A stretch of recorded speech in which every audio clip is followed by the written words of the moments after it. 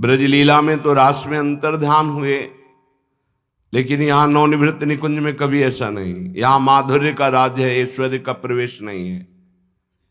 ब्रजलीला में ऐश्वर्य और माधुर्य मिश्रित लीला है। जो इस कुंज वाटी निज महल में रहता है तो साराधिकाम पूर्ण रसोत्सवेन है।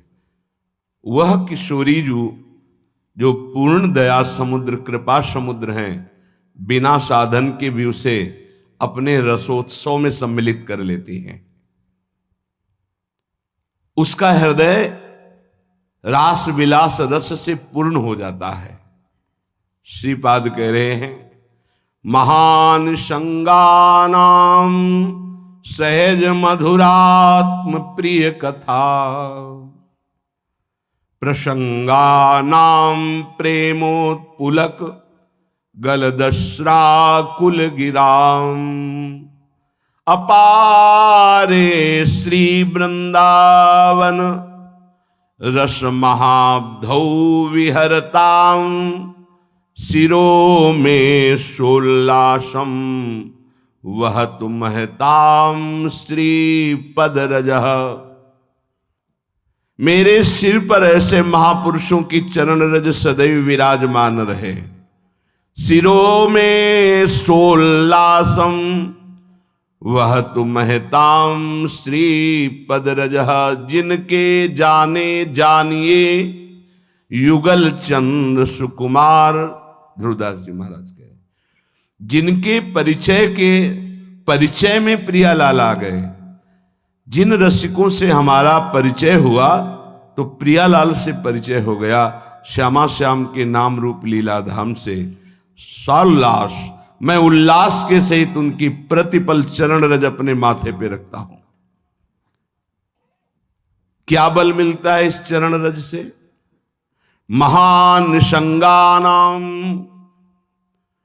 वो महान असंग महापुरुष हो जाता है। ये बहुत खास बात है, जिसको धारण करना बहुत कठिन है, पर गुरु कृपा पात्र बहुत सरल ढंग से इसे निर्वाह कर ले जाता है। क्या? किसी से मतलब नहीं। इस मार्ग के उपासक किसी से मतलब नहीं। पहले तो कहा पीछे वाले में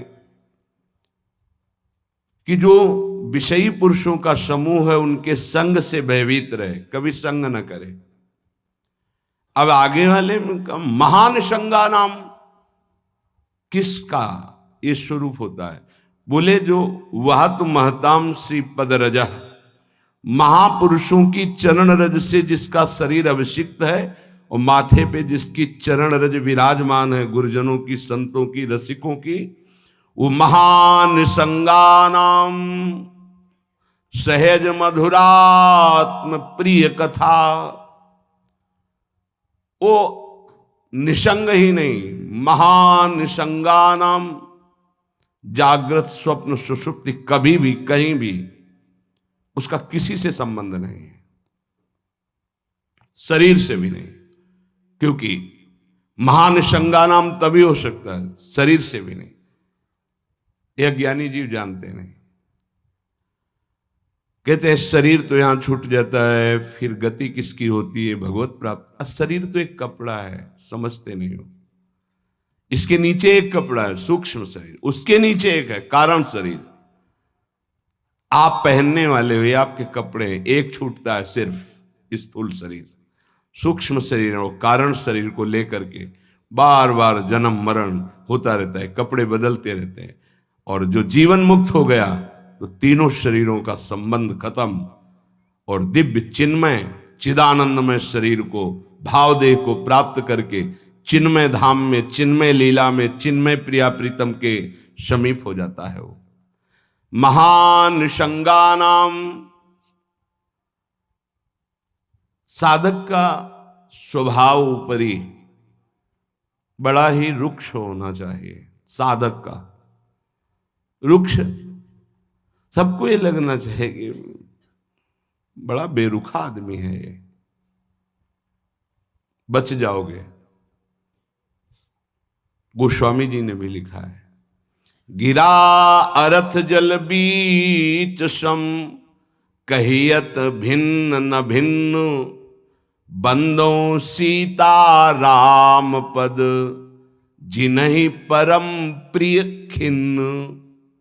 खिन्न मानसा, किसी से कोई संबंध नहीं। कोई बात करे तो उदासीन होकर बात करे, उसको रस ना मिल पावे, उसको प्रियता समझ में ना पावे। साधक की बात कह रहा हूं, आगे चल के तो सब जीवन शुभ प्रीति रीति निभात अपनी, वो स्थिति आ जाती है। पर साधक को चाहिए वो अपना बाहरी स्वभाव उदासीन रखे, खिन्न रखे। ये हर समय भौं चढ़ा के बात करते हैं, इनका तो कोई प्रेमवादी से लगना चाहिए। मुस्कुरा करके बात करना, ये आगे चलकर आता है। हंसी बोले बहुमान दे, बहुमान किसको दे रहा? आराध्य देव को। वो हंस किससे रहा? आराध्य देव से। साधक की हर समय स्थिति ऐसी नहीं होती, इसलिए उदासीन अति रही गोसाई। पूज्य श्री गोस्वामी जी महाराज कहते हैं साधक को उदासीन रहना चाहिए, बाहर से गंभीर, हंसी मजाक बातचीत गंभीर। सत्य बात तुम्हें बता दे, स्वीकार करो ना स्वीकार करो, आगे चल दिए। उदासीनता, गंभीरता, खिन्नता ये साधक के स्वभाव में होनी चाहिए। बहुत मिलनुआ स्वभाव, हंसकर बात करना, ये आगे चलकर, अभी नहीं। उसको दबाओ उस वृत्ति को। बगल से कोई निकल गया, आपको राधे श्याम कहने की स्मृति उससे नहीं आनी चाहिए। कौन निकला आपको पता नहीं। दर्शन कर रहे हैं, कभी कभी ये भी पता नहीं चलता कि प्रभु पोशाक कौन धारण किए। अगर नेत्र में नेत्र मिले तो 1 घंटा दर्शन हुआ तो केवल नेत्रों का ही दर्शन हुआ। पत्रावली कपोल में कैसी बनी ये भी याद नहीं रहा। ऐसी होती है एकाग्रता। सत्संग सुनने गए तो सिर्फ वक्ता की मुखाकृति और वचन, आप बैठे आसपास, आपके कौन बैठा आपको कोई परिचय नहीं। ऐसी महानिसंगता उपासक को चाहिए। ये कब आती है? जैसे जड़ भरत जी रहुगण को कहा कि महापुरुषों की चरण रज से अभिषिक्त होने पर ही ये ब्रह्मबोध होता है। प्रहलाद जी ने कहा निष्किंचना नाम न वृणीत यावत, जब तक निष्किंचन महापुरुषों की चरण रज नहीं लगेगी तब तक ऐसी निष्ठा नहीं होती जैसी मेरी है।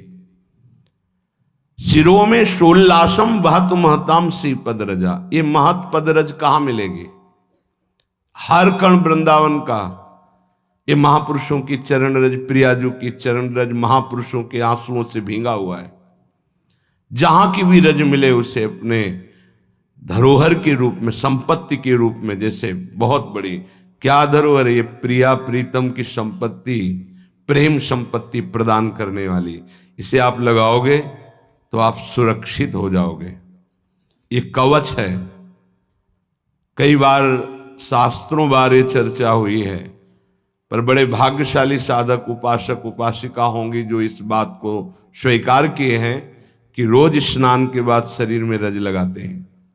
ना करते हो तो फिर सुन लो, तुम्हारे हृदय को ये विकार तब तक जलाएंगे जब तक प्रेम रस के योग्य नहीं हो जाएगा। उस जलन को सहने के लिए ये सद्य वशीकरण चूर्ण मनंत शक्तिम तम राधिका चरण रेणु मनुष्मरामी, ये श्री जी की चरण रज है जो आपको संभालेगी, कवच का काम करेगी।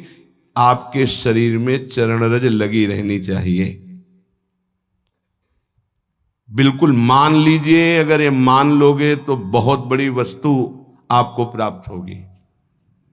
शरीर में वृंदावन की रज लगी है, शरीर छूट जाए तो भगवत प्राप्ति हो जाएगी।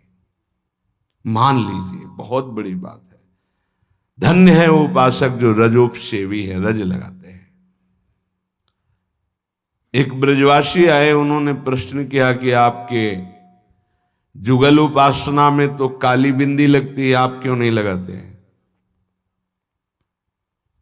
श्री कहते हैं उसे, काली बिंदी और सिंदूर की बिंदी। पूज्य श्री सद्गुरुदेव भगवान ने आदेश किया